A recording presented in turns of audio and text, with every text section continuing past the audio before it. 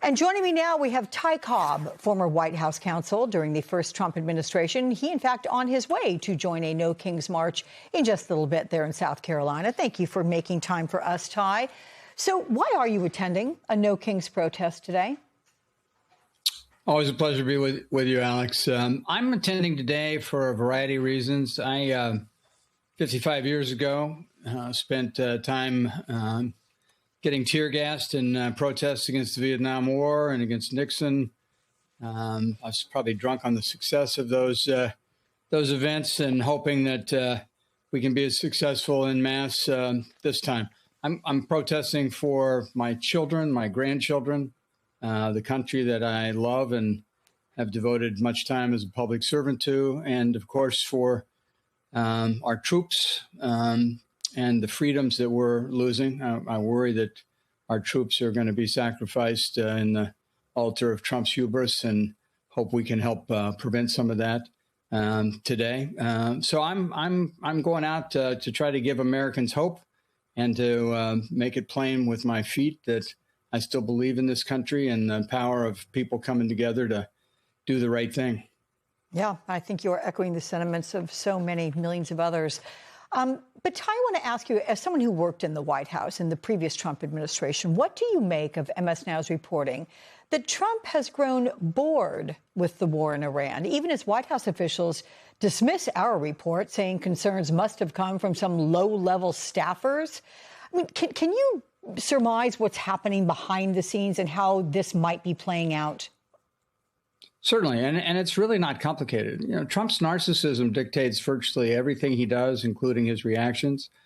He has seen that the war is unpopular. He started it without any rationale or planning. The planning was so inept that Kuwait shot down 3 of our fighter jets merely because they didn't get a phone call.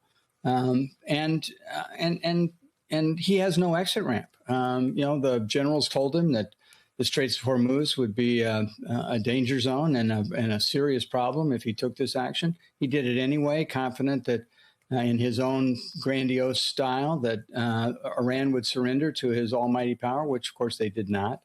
It is something that now is sort of a humiliation. It's a folly, much like the USFL, much like his bankruptcies. Things he walks away from once they turn sour. It's really no more complicated than it. I don't think it's boredom. I think it's embarrassment, and embarrassment takes him to a place where he just simply walks away. Let's pivot to the records that were released this week in the classified documents case, which show Jack Smith gathered evidence that Trump took top secret documents related to his worldwide business interests, and his reason for doing so was financial gain. However, Jack Smith later concluded he couldn't prove it. White House officials reacted, again saying President Trump did nothing wrong, and Forbes magazine is out with a new assessment of Trump's net worth, $6.5 billion, reporting that Trump has added $1.4 billion over just this past year, leveraging the presidency for profit. Could the classified documents have been accidentally included among Trump's possessions? Oh, no, no. And even if they had, keep in mind, Trump tries to, play the narrative. Now we're talking about Jack Smith couldn't prove intent. That doesn't mean Trump didn't have intent. It meant that as a matter of reasonable doubt, it couldn't be demonstrated. But also keep in mind, intent is not an element of, the abuse and misuse of classified documents. And what Trump did, as we all know, and as the evidence compellingly demonstrates, even his own lawyer has provided evidence on this, that he not only took the documents, he was later called on it. He knew he had the documents. He had people move the documents to hide them, and he lied to his own lawyer about the fact that they had all been returned. And he kept them. He kept them on purpose, voluntarily, and with intent. So that's a crime. That's a complete crime. The evidence is overwhelming. It was overwhelming. It should have been pursued. He's now seeking, hundreds of millions of dollars in legal fees for having been prosecuted for a crime he did commit. And he intends to continue to loot the American people and the Treasury. in a way that is so unpresidential, not quite as unpresidential as the offensive statement he made about Robert Mueller the other day, saying he was glad he was dead, despite being a Marine hero and a former FBI director. But the man is a walking, crime enterprise. Yeah, that statement, I think, was roundly criticized around the world, frankly, for being just so tasteless and gross. Last quick question. We know that he is going to be adding his name to U.S. currency, the dollar bill to currencies. What do you make of that? What's behind that?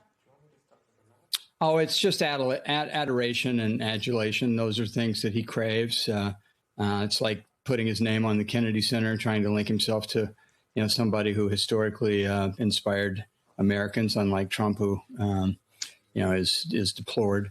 And this is nothing more than, branding. Branding is something that is dear to him, seeing his name anywhere. I think people will not be surprised when he decides to replace Lincoln on Mount Rushmore with his own statue. And don't be surprised if that is an announcement that comes soon. Well, fortunately, I can say I've read a lot about the geological uncertainty of Mount Rushmore. And in doing so, it could bring the whole thing down. So folks, be aware. But anyway, Ty Cobb, thank you so much. And I hope you, I don't know if the right word is enjoy, but I hope you appreciate what you're about to do and go out there to South Carolina to that No Kings March. We appreciate that you're going there and your time. Thank you so much, Ty. I'll be proud to be there, and always great to be with you, Alex. Appreciate it. Thank you.